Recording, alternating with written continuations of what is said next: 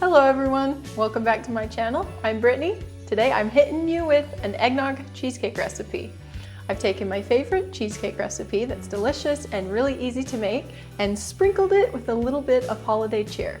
The eggnog flavor isn't too overpowering, but it's a great way to alter a favorite dessert to make it seasonal. Before I get into the recipe, I'm here to remind you to subscribe if you haven't already and click that notification bell so you can be notified every time I upload a new baking or decorating video. And if you'd like to download the recipe, just click the link in the description box below. Now before I pull out all my ingredients, I'm just going to quickly prepare my pan for baking. I'm using a 10-inch non-stick springform or cheesecake pan, and I will link this below if you're interested in ordering one online. Okay, so you're just going to take your pan and wrap the outside in tin foil. I like to use one sheet across one way and then one sheet across the other way. And then I take another really long sheet and wrap it all the way around the circle. It kind of looks like I'm overdoing it, but you do not want water leaking into your cheesecake and giving you a nasty soggy crust. Now that I've prepared my pan for baking, I'm just going to quickly make my crust, grab out 12 graham crackers and 5 tablespoons of butter. So I like to cut my butter up into smaller pieces because it helps it melt quicker. So I'm just chopping it up. And then I'm going to heat out in the microwave on a low power level to prevent it from exploding in the microwave and making a mess. Now while the butter's melting in the microwave, I'm just going to crush up my graham crackers in a bag using a mug.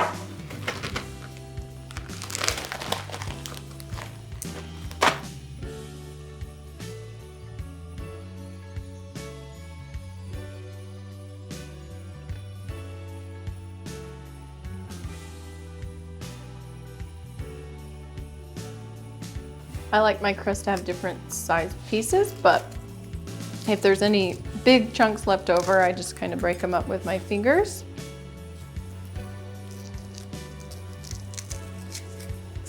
Now once your butter's all melted, you'll just add it to the graham crackers and give it a stir.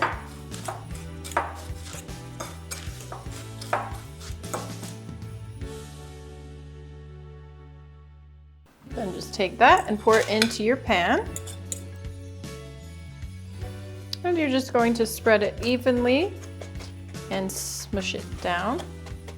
And if you like, you can push a little bit up against the edge too.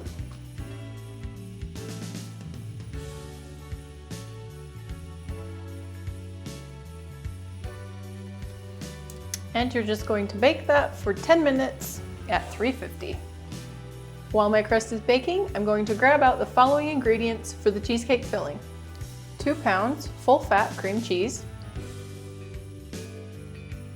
1 cup sugar, 2 tablespoons cornstarch, 1/8 teaspoon salt, and 1/8 teaspoon nutmeg, 1/2 cup sour cream, 1 cup of eggnog, and then you'll need 3 eggs and 2 egg yolks, which you can put in the same bowl along with 1 teaspoon vanilla. Now to make the filling, just grab your mixer and put on the paddle attachment. And we're going to start by creaming the cream cheese.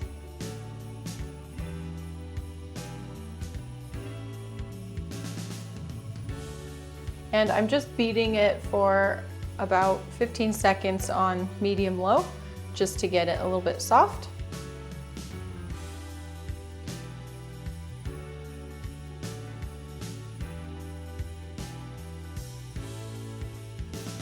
Now once your cream cheese is a little bit creamy, add your sugar, cornstarch, salt, and nutmeg. And you're going to mix that until the whole mixture is creamy, there's no chunks of cream cheese, and it looks thick like frosting. And then you'll just scrape down your bowl to, of course, make sure everything's combining evenly, and then give it one more little quick stir. Now I'm going to slowly add in the sour cream as I'm mixing until it's all smooth and creamy.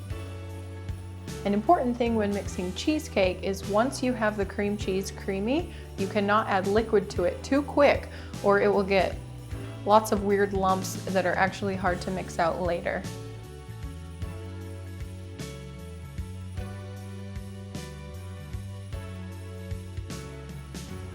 So I'm just adding about 1 egg at a time and mixing until the whole mixture is completely emulsified before adding the next egg.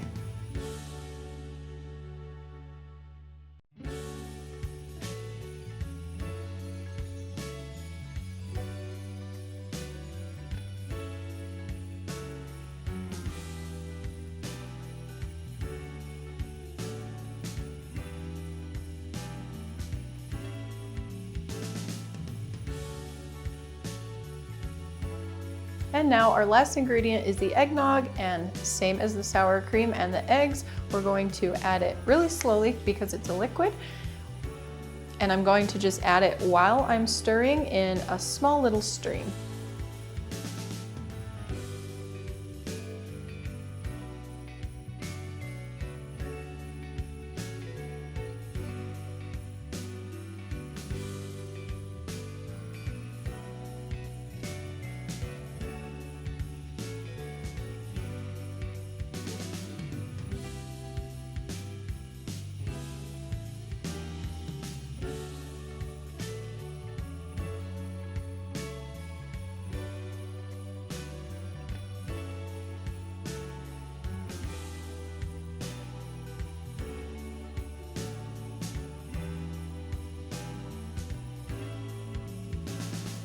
And if you've mixed it properly, it'll be nice and smooth with no chunks of cream cheese or anything else in it. Now you're just going to grab your cold crust and pour in your filling.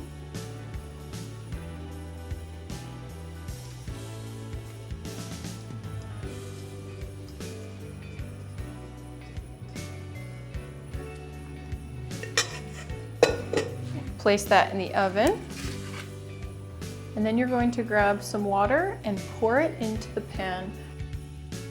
And you want to fill the sheet tray up almost to the top with water. Now, this cheesecake bakes for about 40 to 60 minutes, but honestly, it depends on your oven. So here's how to know for sure that your cheesecake is done. The outer edges will look puffy and solid, but the inside circle will still look jiggly when you gently shake it. It will feel like it isn't fully baked, but you don't want to bake it until it's fully solid, or else you will have a nasty, dry cheesecake once it sets up. When your cheesecake is done, you will simply turn off the oven and open the door to let it cool completely inside the oven for 1 hour. This is great because you don't have to worry about hot water spilling out of your sheet tray by taking it out while it's still hot. Leave it in the oven and just let it cool. After about an hour, take the cheesecake out of the oven and run a knife around the edge of the pan and pop open the outer edge. Then just place the cheesecake in the fridge to finish setting up for at least 4 hours. And don't skimp on this step. It's very important it has enough time to cool and set up. To finish the cheesecake, you can simply whip up some fresh whipping cream with a bit of sugar and vanilla and pipe it onto your chilled cheesecake, then sprinkle it with a bit of nutmeg. I like to add some fresh fruit as well to add some variety to the flavor.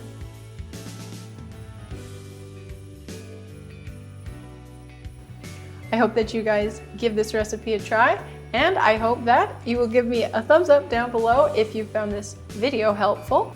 And don't forget that you can download a PDF copy of this recipe by clicking the link in the description box down below. If you haven't subscribed to my channel yet, today's the day. And if you'd like to learn something else that's sweet, go ahead and click on one of these thumbnails. Thanks so much for watching, and I'll see you in a week. Bye!